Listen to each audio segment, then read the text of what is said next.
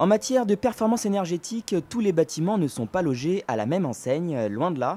Dans l'ancien, comme chez Monsieur Laurencin, à Villeurbanne, l'immeuble édifié en 1970 avait besoin d'un ravalement de façade, mais aussi d'être mieux isolé. La ventilation qui existe, c'est là-haut. Ça permet l'entrée d'air et l'évacuation pour le renouvellement de l'air de l'appartement. En 2014, lui et les autres copropriétaires de la résidence ont réussi à s'entendre pour faire poser une isolation thermique extérieure, changer les fenêtres des parties communes et enfin refaire la ventilation.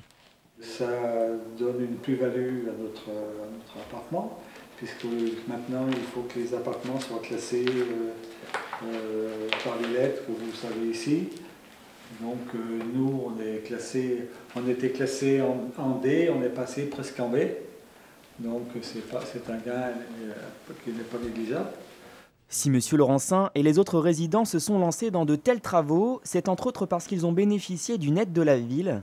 Sur les 466 952 € de travaux de l'immeuble, les copropriétaires ont pu percevoir 52 416 € d'aide publique, dont 31 000 directement par la ville.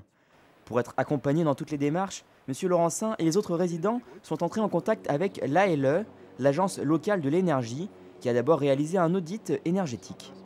Donc on l'aide à comprendre le cheminement à mener, on l'aide à trouver les professionnels pour réaliser les différentes études à faire et on l'aide à communiquer auprès de la copropriété les résultats d'une étude, les étapes suivantes, les aides financières, etc. Donc un soutien technique, un soutien logistique, un soutien en communication pour assurer le vote des différentes étapes. Depuis janvier 2017, une nouvelle disposition législative a changé la donne en matière de ravalement de façade, car elle doit désormais être accompagnée d'une isolation thermique par l'extérieur. Pour ne pas rendre la transition énergétique trop contraignante pour certains ménages, la ville a décidé d'augmenter ses aides. Une isolation thermique par l'extérieur pouvait conduire à une dépense de l'ordre de 21 000 € quand on recherchait à atteindre 35% d'économie d'énergie, voire 30 000 € quand il s'agissait d'atteindre une performance de type BBC. Donc la ville a souhaité effectivement un système plus équitable.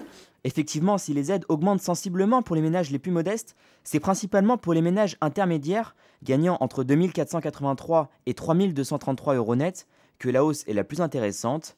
Les aides cumulées de la ville passent de 500 € à 2 750 € pour des travaux visant 35% d'économie d'énergie.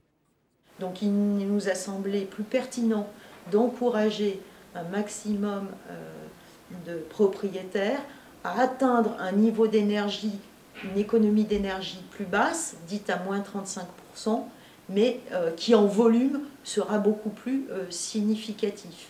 Si vous êtes concerné et que vous souhaitez vous renseigner, la mairie accueille une permanence un mardi sur deux de 9h30 à 12h30 à la Direction générale du développement urbain au premier étage.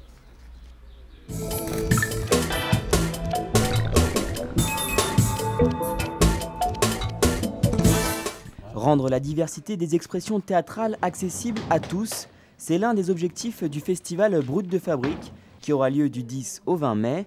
Ces élèves de 3e cycle, classe d'orientation professionnelle du Théâtre de l'Iris et de l'École nationale de musique, répètent l'œuvre de Rémi Devos, intitulée 3 ruptures. C'est parce qu'il est pompier? Ça n'a rien à voir.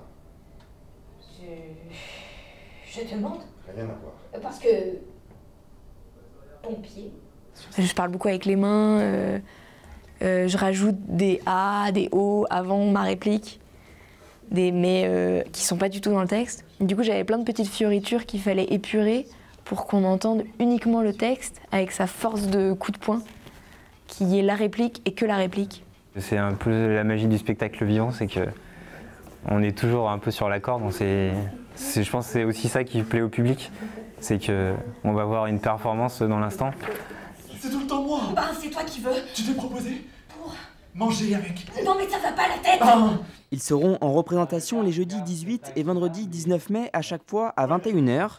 La particularité du festival est que plusieurs expressions artistiques se suivent et s'entremêlent. Chaque soirée débute ainsi avec des personnes moins confirmées mais bien décidées à franchir le pas de la représentation en public. Donc l'idée du festival, c'était aussi de montrer le théâtre dans tous ses états et de montrer aussi des gens comme tout le monde, des citoyens lambda qui parlaient du monde et qui parlaient du théâtre, mais qui parlaient d'abord du monde, surtout. La 17e édition du festival Brut de Fabrique se déroulera du 10 au 20 mai au théâtre de l'Iris à Villeurbanne, 331 rue Francis de Pressensé. Il vous est possible de venir simplement pour une soirée au prix unique de 8 €. Un pass pour les 9 soirées du festival est également possible pour 20 €. Toute la programmation et les réservations sont accessibles à partir du site théâtredeliris.fr ou par mail à billetterie@théâtredeliris.fr.